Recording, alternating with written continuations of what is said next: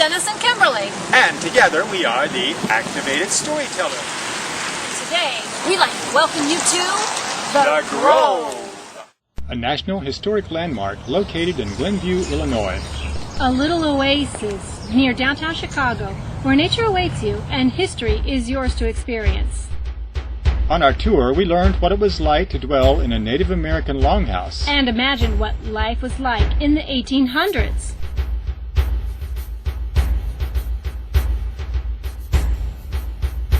We took an interpretive tour of the Kennecott homestead, led by our knowledgeable guide and friend, Amy Lynn. We saw Lincoln's bookshelf, antique dolls, a horsehair couch. Yes, horsehair. It felt like plastic.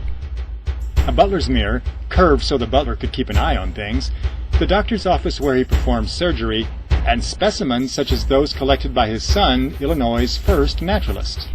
Then we visited critters of shells, scales, and feathers, including a 140-year-old turtle. If you are in the Chicago area, head on over to the Grove, where you too can try your hand at living in the past. It's a peaceful escape from the hustle and bustle.